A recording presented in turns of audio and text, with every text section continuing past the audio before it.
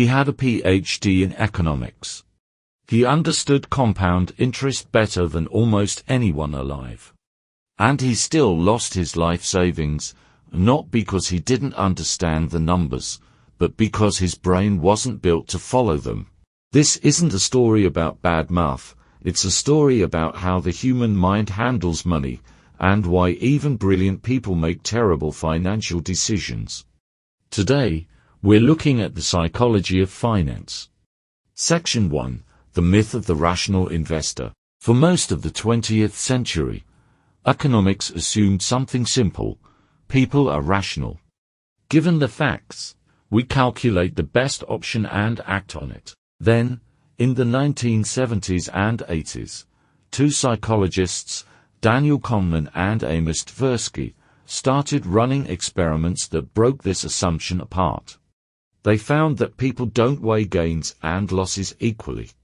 Losing $100 hurts roughly twice as much as gaining $100 feels good. This wasn't a minor glitch, it was a fundamental flaw in the rational actor model that economics had been built on for decades.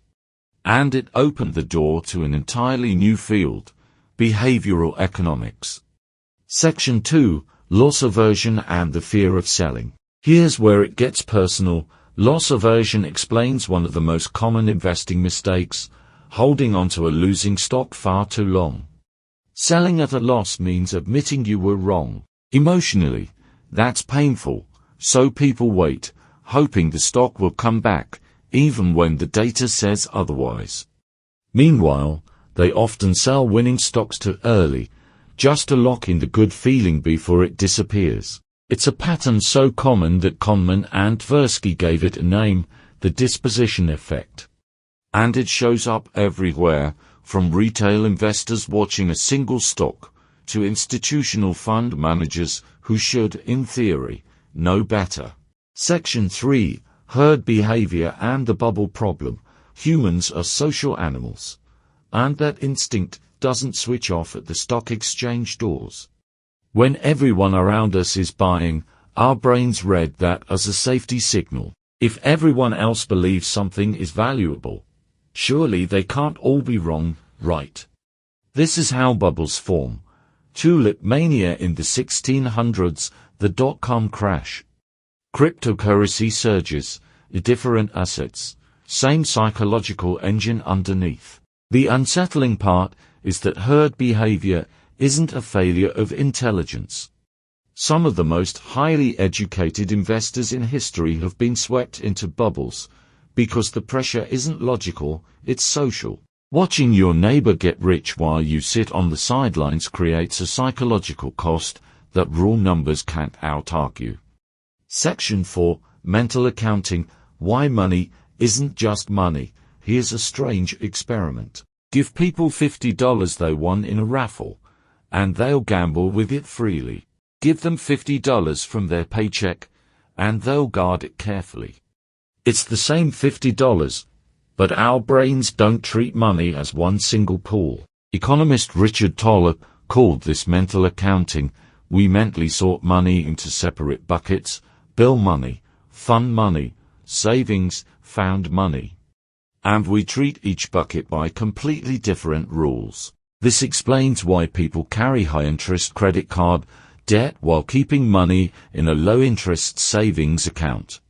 Logically, it makes no sense to lose money on interest rates that way. Psychologically, the savings bucket feels untouchable, even when touching it would be the smarter move. Section 5. Why your brain wasn't built for the stock market. Zoom out far enough, and a pattern emerges.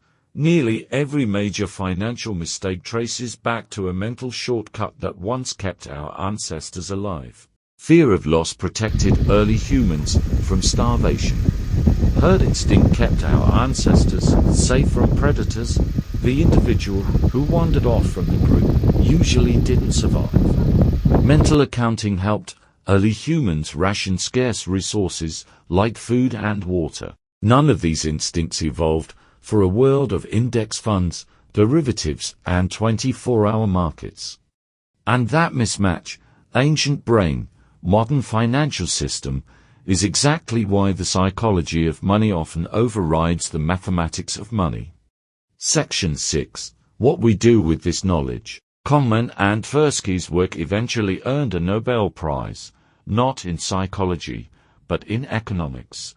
In 2002, that alone tells you how seriously the field came to take these ideas. Today, behavioral economics shapes real-world decisions, how retirement plans are designed, how governments nudge people toward saving more, even how apps are built to encourage healthier spending habits. Understanding the psychology doesn't make the instincts disappear, but it gives us a fighting chance to catch ourselves before the bias takes over. Money problems are rarely just math problems, they're mind problems first. If you found this interesting, let me know in the comments what part of psychology's history you want covered next. And subscribe if you want more deep dives like this one.